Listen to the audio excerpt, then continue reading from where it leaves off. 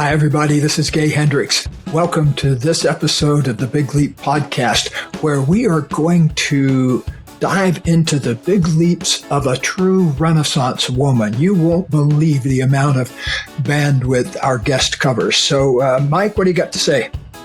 Well, I think the biggest thing that I'm super impressed with that you're going to get exposure to is a polymath. You know, someone who really has a large number of interests, a large number of successes, and has taken lots of incremental risks along the way. But you're going to learn how she thinks and the kinds of questions she asks herself. And I think that's really what my big takeaway from this episode's been. I love it. She's got a powerful commitment to learning, and you're going to hear all about that on this episode.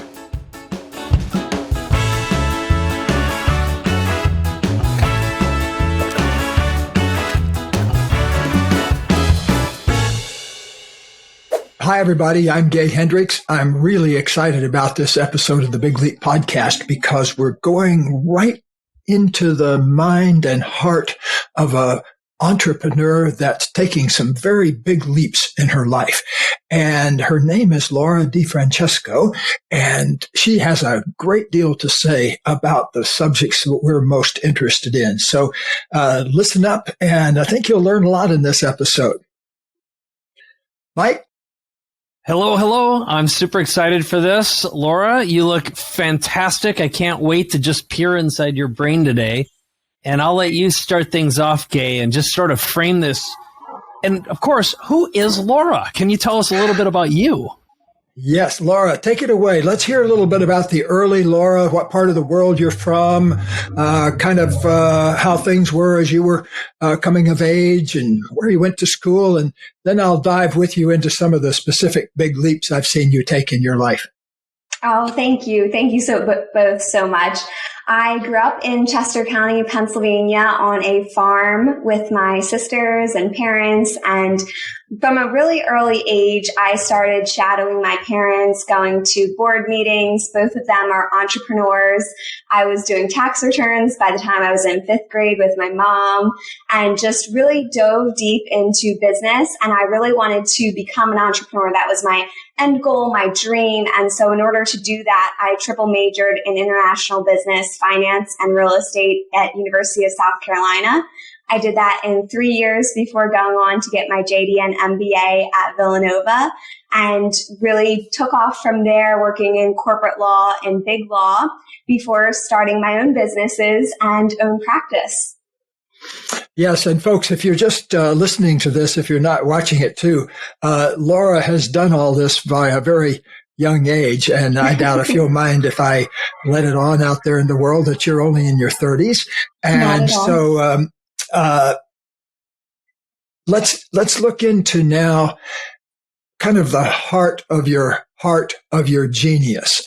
When you were going back, like if you were growing up as a kid, what did you see in yourself? You know, like I say in the Big Leap that a lot of times you can see in the things you like to play with as a kid and the things you like to do, the seeds of your genius back then.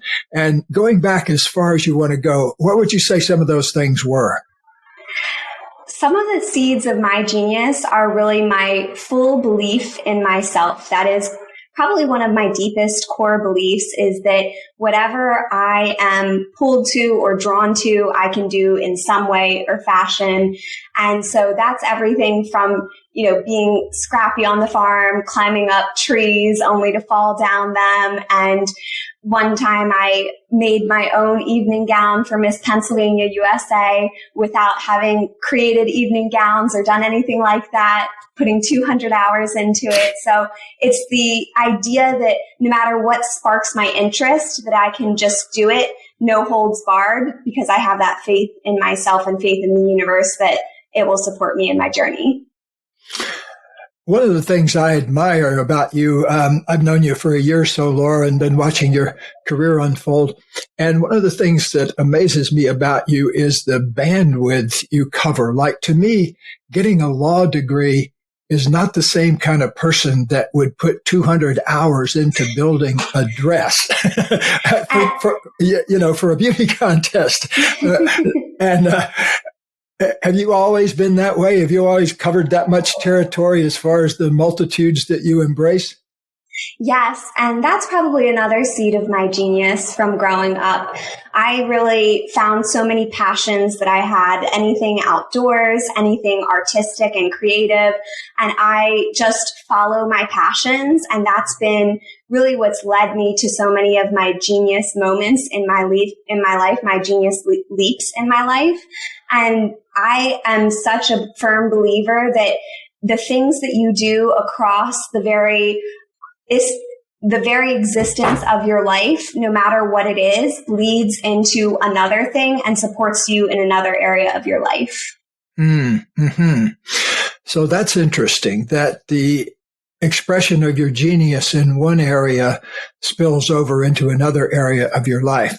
So that would say that there's something underneath there that enables you to be a lawyer and be a designer all at the same time, and some transferable genius across different types of platforms that you are. Speaking of platforms, tell us a little bit about the different platforms that you have, because I know you have a law platform, but you have a bunch of other things too. So would you describe what some of those other projects and products are? Absolutely. I have my law firm, Dean Street Law, which is a corporate law firm, and I specialize in negotiating multi-million and multi-billion-dollar transactions for luxury businesses, small businesses, all the way up to Fortune 15 companies. And then I also have Flourish Co-working Space, where I am now. That was another one of my big leaps that I had starting Flourish Co-working Space. And then I also have an educational platform, and really a platform to inspire, support others, whether it's sharing what I know about law or business, lifestyle design, or just any of my number of passions. Mm-hmm. Yeah, that's really touching. I love the way you spread yourself around. Also, you were doing tax returns by the time you were 5 years, or in the fifth grade. Yeah. I don't think I've ever heard anybody say that. No, or anyone want it. But that's part of what the question I have for you is, first of all, I jokingly say, so what is it that you don't do? But the serious question is, I'm super curious what you think your purpose and your big why is. What is the question you're asking yourself on an ongoing basis between what you're interested in and what you decide to invest time and energy and build a business around? I love those questions because they're super nuanced and different in how I approach things. So my why I do everything is because I feel this strong pull and desire to share what I know, to inspire, empower, support, and celebrate others. That's my true mission and my why. I really feel like so many of the things I've been through and so much of what I've learned is really calling to be pulled out of me to share with others. And then what I think to invest my time and energy and resources behind is usually very aligned with that, but also sometimes a little bit different. As Gay has pointed out, I have a lot of true passions. And so I'm generally pulled to those true passions, whether they have an immediate impact that I can see or not, because like I said before, I think that everything I do transfers over to another area of my life. So, some of those passions might not have a deep impact. The evening gown that I created, right? That didn't have a deep impact per se, but I was so drawn to do it. And what it's helped me do is realize that I can dive into something I have no idea about, learn it, be able to hold my own in that area, and be able to express my creativity whenever I'm called. So expressing my creativity, creation, creating things, and it enables me to really share what's on my heart and soul to share to support others. Mm-hmm. Okay. Yeah. Beautiful. Did you have something else? Go ahead, Mike. Yeah, I did. I have one other question, which is, so when you decide that you're going to start a company, What is always true? I love that. So when I decide I want to start a company, I have a strong pull for a while. It's not just a passion that's been tugging on my heart for a week or two. It's probably a passion that's been tugging on my heart for months. And if I'm starting a company and it's not just a fun one-off project that I do in my life, it's that I see some sort of world value, economic value. Ultimately, I believe that economic value is driven by world value. If you're bringing something of value into the world, you're going to be compensated in some way for it. And so figuring out what that compensation and how those revenue streams are is a process that I think through in terms of building out a company. And then, of course, also building out companies in order to protect myself from liability. So I have a law firm that is separate from my educational platform and building those out separately to protect myself from liability. Mm-hmm. I was just reflecting on something too. One of my mentors back when I was getting my clinical and counseling psychology training was Irving Yalom, who was a psychiatrist, famous MD at the Stanford Medical School, and he had a big influence on us. And one of the things he always said, in fact, he published a whole book on his failures as a therapist because he felt that you could learn a lot more from your failures than you could from your successes. So with that in mind, have you ever had a spectacular failure of any kind along the way that you had to kind of dig yourself out of, and how did you do that? Multiple times, and sometimes my greatest failures lead to my greatest leaps. And that's been something that I've really learned to appreciate. So although some things may not have an extrinsic value, other things do. For instance, when I triple majored in 3 years, that didn't really have a tremendous extrinsic value. That was me pursuing my desires to study multiple things while I was doing it in the time that I wanted to spend at college. That was, I would say, a failure in some sense because when I was going into my first year of law school, I was crying every single day because I so deeply missed the senior year experience of college that I just hadn't accounted for.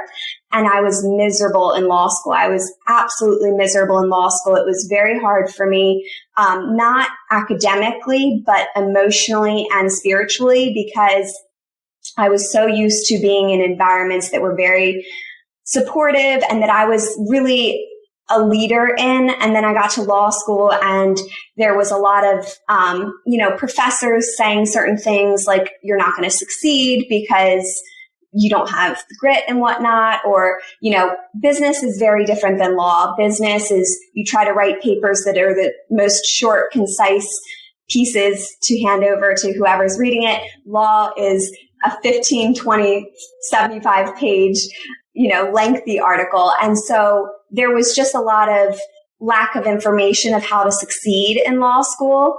And it took me a while to figure out how to succeed and how I particularly could succeed, because I think that so much of our success is looking inward at a situation and finding out how we can align our strengths in this situation to come out successful. So I felt like my first year of law school was a tremendous failure because I was miserable. Most importantly of all, I was so miserable. And a lot of that was just, being in an interesting environment. The legal field can be an interesting environment to work in. And it has a lack of support. And there's a lot of mental health issues that sometimes come up in the legal industry as a result of that. So that would be my number one big failure, I would say.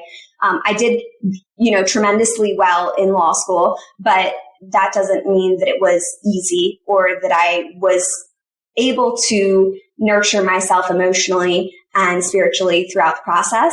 My second, I would say, biggest failure would then be, ironically, becoming a lawyer. And that's not a failure because I love who I am now, but it definitely, again, took me a very long time for me to find out how I could do it in a way that is consistent with who I am and that feels good from the inside out. Because when I first became a lawyer, I was working 12 plus hour days. I was having panic attacks every day. I felt like, I had 400 plus emails coming in a day that I had to respond to. And it was this overwhelm of stress that, again, I feel like it's not necessarily failure, right? But it's at the same time the deepest learning environment of, I need to be true to whom I am. I need to be able to do this in a way that's consistent with every part of myself, sending emails with multiple exclamation points and truly being able to express myself. A lot of that is really, really, it's really looked down upon, frowned upon in the legal industry. And so trying to show up as your authentic self in a place that is a bit behind the times is difficult. So that would be another failure of mine. Another thing that I thought of when you were speaking was your, I don't think you've really mentioned your personal brand on Instagram. You have a really a popular Instagram following and beautiful designs to it. And did you do all that yourself? Thank you. Yes, it is something that I absolutely love. Again, it is the expression of my creativity. It is creating a space in the world where people can feel empowered, inspired, supported, and celebrated, and where I can share my visions that I have in the world. I love artistic expression of myself, of my ideas, and bringing that into the world through Instagram and, hopefully someday magazines and other types of coffee table books and everything. I think Instagram is really just the beginning. It's, again, a genius seed of where I'm able to nurture my love of creating in the world. I really appreciate that. In an earlier time, you'd be a Renaissance woman, or how they call people Renaissance men that cover a lot of territory there. Well, what are some of your next big leaps, Laura? Well, it's been so fantastic, Gay. We've been working together for, almost a year now, 9 months. And I'm so excited that my next big leap is buying my dream farm. It is happening so much sooner than I ever expected. I expected I needed to be a New York Times bestselling author, and I needed to be at the highest echelon of my success for this to come to fruition. And it's incredible. I believe that every big leap that you take really prepares you for the bigger leaps coming, and they continue to just get bigger and bigger and juicier and juicier. And so everything has just fallen into place, and through so much of your guidance and support along the way as well. I'm just so thrilled that this is going to be my next adventure, as well as books coming out in the next year, and so much more on the horizon. You're living in Einstein time. It doesn't take as much time anymore as things used to manifest. It doesn't. It collapses time. It's incredible. Yeah, I still find that incredible, even though I've been living in it for the last 40 years. It still amazes me and delights me every day that that's how the universe works. Mm-hmm. Well, great. Well, any other things that you'd like to shed light on or tell us about or anything like that before we wrap things up? I think overall my through lines are connecting deep within yourself to build from one big leap to another, that eternal confidence in yourself that's unshakable, that even through the ups and the downs, that you have the wherewithal to take it to the next big leap that you're interested in, and, gathering people like you to support you in your life and through your journey. Because, Gay, thank you so much. You've been a tremendous support along my big leaps, and I really, really, truly appreciate it. And Mike, likewise, thank you so much. Well, you're welcome. And I have to say, listening to you, Gay asked such great questions today, and I think we're very synced. But one thing I noticed that was really interesting is you really understand the language of Gay Hendricks, both from the big leap. You're reflecting that back. It's like it's very clear you've got a Gay Hendricks operating system installed, and it was really fun to listen to. I only have one more question for you that, in a way, you seem almost too good to be true. Like, I listen to you and I'm like, okay, perfect. I'm looking for, where's the flaw? That's where my brain keeps on going. Cause as a business owner, entrepreneur, you're always looking for what, but I am curious, not that, but instead, inside of all these things that you're doing right now, if you had to focus and pick one thing, what would it be? What would you feel comfortable and excited about doing if you weren't such a Renaissance woman? It's actually my latest big leap, which has really been working on the educational platform through my personal brand and sharing everything I know. And that took a long time for me to make that big leap, not just the point where I was quitting my law firm to be able to do that and, walking away from multi-six-figure, salary in order to do that. But then continuing that and making that my priority as I've had other things and exciting things and projects come into my life, that has, and I think will always be my deepest passion and my greatest longevity of projects and passions that I work on, primarily because, one, I feel so drawn to it. It's been what I've been drawn to since I was a teenager. At the Miss Pennsylvania USA pageant, my 3 words to describe me are "here to inspire," and I came up with that when I was 15. So that's something that's been on my heart for a very long time.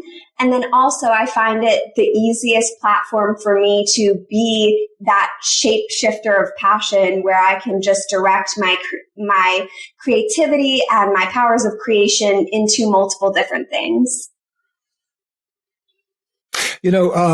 Also, Laura, tell us a little bit more about your new program, The Vault.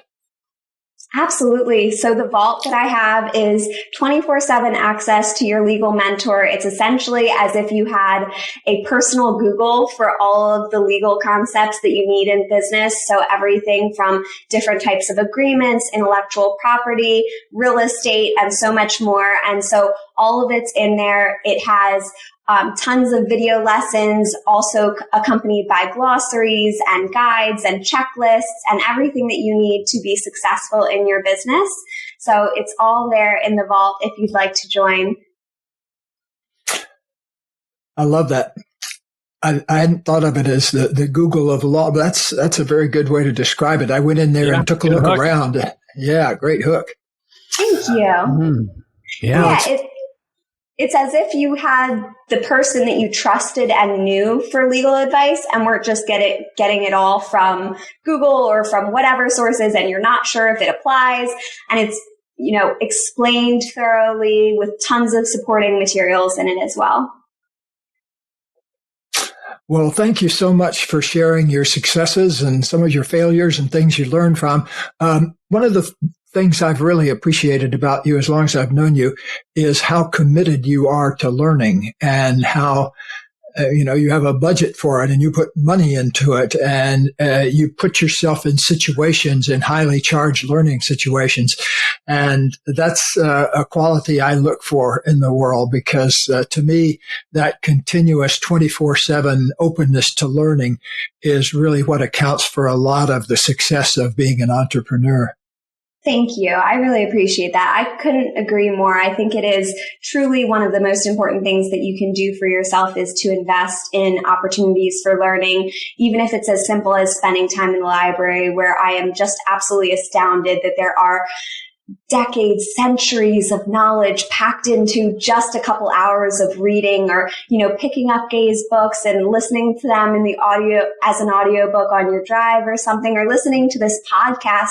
Podcasts have been such an incredible medium for learning, and this is such a wonderful one for people to continue to absorb day after day and take in those little lessons that add up over time to really help craft your career and your business. Well, we're going to keep our eye on you, young lady, because we're going to come back and check in with you now and then and find out what other kind of big leap miracles you've created in your life and your work. Thank you. I really appreciate it. Yeah, very, very impressed. It's been a pleasure just to dig in, learn about you. And again, you're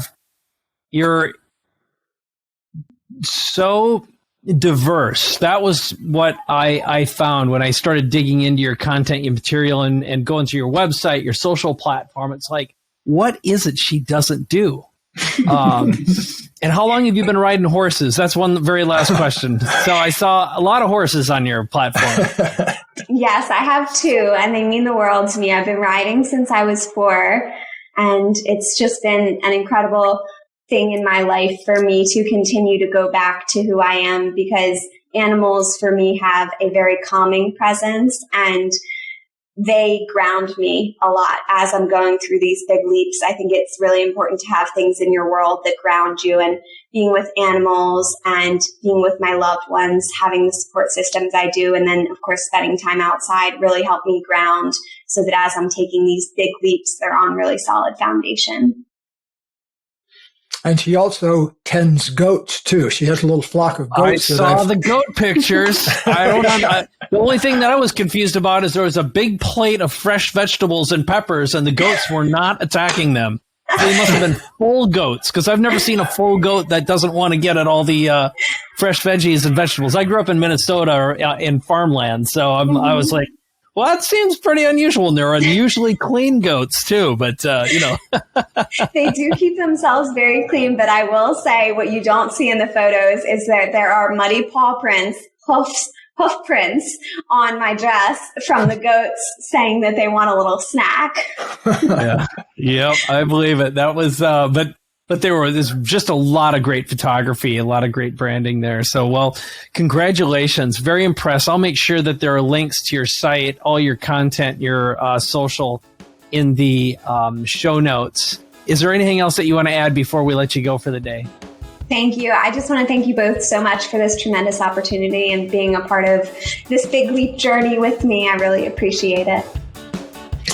Well, someday you're going to have a podcast with millions of subscribers, and we want to come back on that, okay? I would love that. I would absolutely love that. I have the We Grow Together podcast, and I checked it out. Yeah, congrats. Yeah, thank you. Yeah, someday it'll have millions of subscribers and millions of downloads, and you guys will be welcome anytime you'd like. Thank you. Yeah, thanks a ton. Thank you.